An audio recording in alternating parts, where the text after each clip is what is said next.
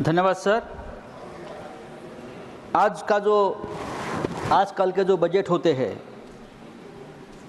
वो किसी राज्य में चुनाव है वो देखकर बजट बनाए जाते हैं, चाहे चुनाव दिल्ली का हो या चाहे चुनाव बिहार का हो। उस बारे में कोई तकरार करने की, कंप्लेंट करने की ज़रूरत नहीं, सब हमारे देश के हिस्से है। अब बिहार का चुनाव है तो बिहार के लिए अगर बजट में कोई ज़्यादा दिया है तो हम उसका स्वागत करेंगे, लेकिन उसके साथ सभी राज्यों को भी अपना हिस्सा मिलना चाहिए। दूसरी बात है कि बिहार को पिछले बजट में 60,000 करोड़ दिया था, मेरे हिसाब से जो जानकारी मेरे पास है, पैकेज दिया था 60,000 करोड़ का, लेकिन उसमें से कितना खर्चा ये सरकार कर पाई है? 600 करोड़ भी अब तक खर्चा नहीं हुआ है, ये जानकारी किसी ने दी है। अगर ये है तो पैकेज पे पैकेज देकर किसी राज्य को आप इस तरह से अपने कर्ज में या क्यों दबाव में आप लेना चाहते हो? सर, हमारे अर्थव्यवस्था को आगामी कुछ वर्षों में हम $5 ट्रिलियन इकोनॉमी बनाने का लक्ष्य है और मैं उसका स्वागत करता हूँ, लेकिन उसके लिए जो इंफ्रास्ट्रक्चर खड़ा करना चाहिए, बहुत सी बातें करनी चाहिए, देश की जनता के लिए भी बहुत कुछ करने की ज़रूरत है। वो मुझे उसमें से बहुत सी कमियां ये बजट में दिखती है। किसानों का इनकम डबल करने का वादा आप हमेशा करते आए हैं, लेकिन इस बारे में इस बजट में कोई खास योजनाएं नहीं है। कम से कम मिनिमम सपोर्ट प्राइस की जो मांग है किसानों की, और उसके लिए आज भी पंजाब का किसान आंदोलन कर रहा है, ये घोषणा तो आप इस बजट में अगर करते तो ज़रूर हम उसका स्वागत करते। सर, देश की अर्थव्यवस्था बहुत बड़ी है हमारी, फिर भी हमारे देश की अर्थव्यवस्था आज भी कर्ज में डूबी है।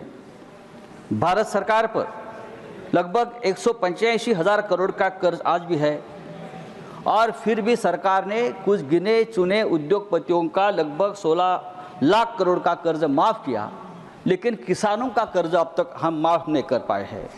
हमारी पूरी अर्थव्यवस्था 325 लाख करोड़ की है, और ये जो कर्ज हमने माफ़ किया है ये अर्थव्यवस्था के 50% के बराबर है।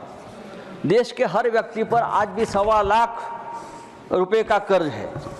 सर, सरकार कहती है कि मिडिल क्लास का बजट है। कैसे? आपने 12 लाख तक का इनकम टैक्स को छूट दी है, इसलिए ये बजट सिर्फ मिडिल क्लास का नहीं हो सकता।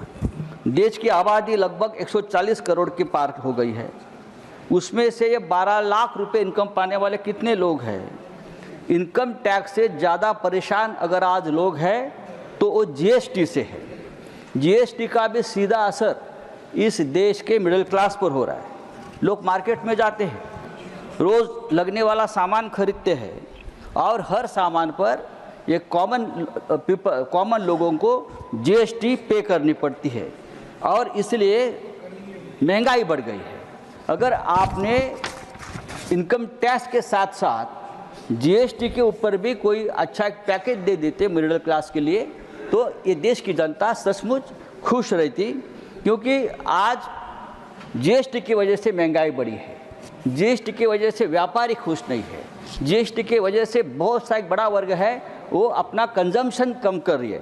ये सभी बातें हैं वो जीएसटी से जुड़ी है, लेकिन जीएसटी को आपने कोई कॉमन पीपल को जीएसटी के बारे में कोई आपने कंसेशन नहीं दिया है। दूसरी बात है सर कि आपने मिडिल क्लास की अगर आप बात करें तो आज भी ये सरकार 85 करोड़ लोगों 85 करोड़ लोगों को फ्री रेशन दे रही है, तो ये सभी लोग बिलो पॉवर्टी लाइन है, तो उसका मतलब है उनके पास कोई इनकम नहीं है। देश में 15% लोग ऐसे हैं जिनके पास कोई काम नहीं है, वो बेरोजगार है पूरी तरह से, उनका कोई इनकम नहीं है। और हमारे वित्त मंत्री ने अपने भाषण में बेरोजगारी के बारे में कोई न योजना दी है, न बेरोजगारों का कोई नाम लिया है। देश में महंगाई बढ़ रही है, उस बारे में कोई योजना नहीं है कम करने के लिए। रुपया दिनों दिन गिर रहा है, उस बारे में कोई मजबूत योजना नहीं हमारे पास। तो ये सभी बातें अगर हम देखें तो दिखावा ज़्यादा है इस बजट में, दिखावा ज़्यादा है, शो ज़्यादा है।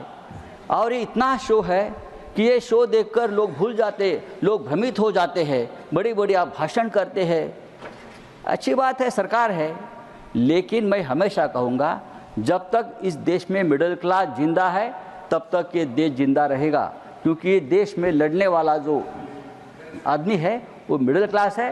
तो आने वाले दिनों में बजट हो या आपकी योजनाएं हो, मिडिल क्लास को, बिलो पॉवर्टी लाइन जो लोग हैं, वो सबको ध्यान में रखकर आपको आपकी योजनाएं तैयार करनी पड़ेगी। धन्यवाद।